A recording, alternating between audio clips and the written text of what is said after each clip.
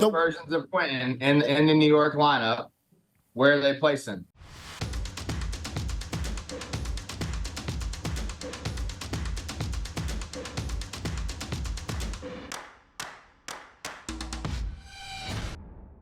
What's up guys and welcome. You are watching Fazi Fitness. So let's start this video with the latest physique update by Quinton Beastwood.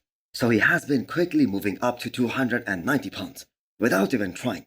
He's a guy with a huge structure, plus he is 6'2". So him going up to 300 pounds, that is pretty normal. But the conditioning that he has been able to maintain post-show, that has been extremely impressive stuff.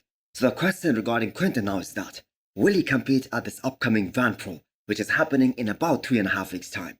Well, even though his blood work came back better than expected, but he has decided to take a break because it has been a really long prep already, 27 weeks to be precise. But there is a chance that he might come back and compete in one of the shows later during the year and have another go at his Olympia qualification for 2024. Now one thing is pretty clear, that he isn't big enough just yet, especially to take it to the next level, and by that I mean get compared to guys like Samson Dauda and Rujat, because that was the comparison being made before this year's New York Pro. And we have to keep in mind, he still hasn't been able to qualify for the Olympia just yet. So he isn't there just yet, where he can be compared to the first call-out guys. But that being said, I have to say he has such a big frame that he can put on another 10 pounds and still look the most aesthetic guy on the stage. But there is also a downside to that. Sometimes it takes way too long to put on enough muscle on your frame when you are that big, when you are that tall. So we will see what show Quinton decides to hit later this year, or whether he decides to do another show this year or not. Now, a very contradictory opinion was given by his former coach, Matt Jensen, recently, regarding his look at Toronto Pro, because many other experts believe that he could have easily placed in the top 5 if he showed up at the New York Pro, the way he did for Toronto Pro this year. Now, Matt Jensen, on the other hand, believed that his placing would have been the same, because he lost the sharpness, he lost the conditioning, at the expense of size, at the expense of getting bigger, more fuller. Because in my honest opinion, and I know this is the elephant in the room, I don't think anything would have changed. I think Akeem, this is nothing against you. I think you would have been behind the 5th place guy in New York, and then I think Quinton would have fallen right after that. Now, my personal opinion is that Quinton would have definitely placed better than top 6 at the New York Pro if he looked as big and as round as he was in Toronto. I mean, we have seen guys like Samson Dauda place high in multiple shows when he isn't in the best condition, and same goes for Andrew Jacked. Those kind of structure alone make you stand out in any kind of lineup. Just like it made Quinton stand out at Toronto Pro. He was looking bigger, more wider than Akeem Williams. So what do you guys think? Do you guys agree with Matt Jensen's assessment?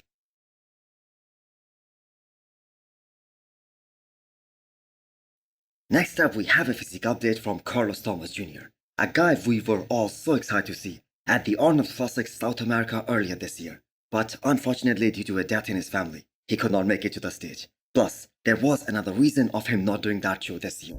Apparently, the closer he gets to the show, and as more stress builds up, he becomes more and more susceptible to ulcerative colitis, the same condition that forced him to drop out of the New York Pro last year. Now, for a guy who won his IFB Pro card by the end of 2021, Carlos doing only one pro show so far, that is kind of a disappointment. But even that one show that he did last year, and that was Texas Pro, he was way behind in terms of his overall back development. Plus, he was way behind in terms of conditioning in comparison to guys like Hunter Labrada and Andrew Jacked.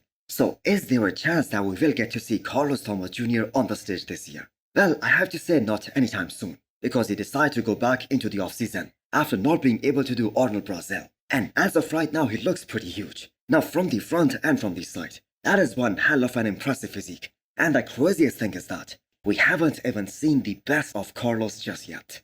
So hopefully he will do at least one show this year and have a go at his Olympia qualification. Next up, we have an update from the 2 times Arnold Classic champion in Classic Physique, Terrence Ruffin. So he is the only man who have won this title twice in his career. And he is the real OG of Classic Physique division, because he has been competing in this division since Classic Physique was created back in 2016. So Terrence has stayed very quiet throughout this offseason. The reason being he did not compete at this Arnold Classic, and people have kind of a short-term memory. So they are so quick to forget how good someone really is as soon as there is some other talent on the rise. So what makes Terrence Ruffin so unique out of all the guys who are gonna make the first call out? That is the cushion that he has before he hits his Classic Physique weight cap. He has the most room to grow out of all the top 6 or top 7 guys in classic physique. While all the other guys are always gonna worry about making the classic physique weight cutoff. On the other hand, Terrence Ruffin has so much room to get bigger, to grow more. And I believe there is just no way he is ever gonna max out his weight limit. But he planned on getting better in certain areas. And he has been focused on that for this entire off-season. He was like 200 pounds in a very good off-season condition back in April. And he was still pushing at that point. And I believe he still is. So people have sought to believe that classic physique is gonna become a tall guy division. But we have to keep in mind, we have guys like and Terrence Ruffin who are in the first call out, denying all that. So this year's classic physique Olympia is gonna be one of the all-time best. And we expect to see some major improvements from Terrence Ruffin as well.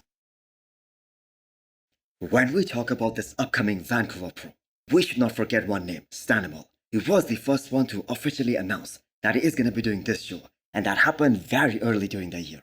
And I for one really wanna see what another off-season, not to mention a very productive one. How will that look like on Stan when he steps on the stage this time?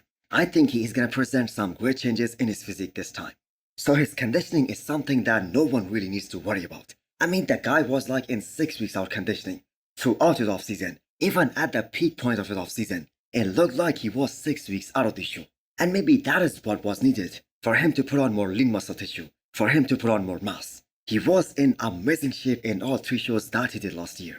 But he was outmuscled by some guys like Hassan Mustafa in 2 shows, while at Chicago Pro, he got beat by Justin Shire and John De La Rosa.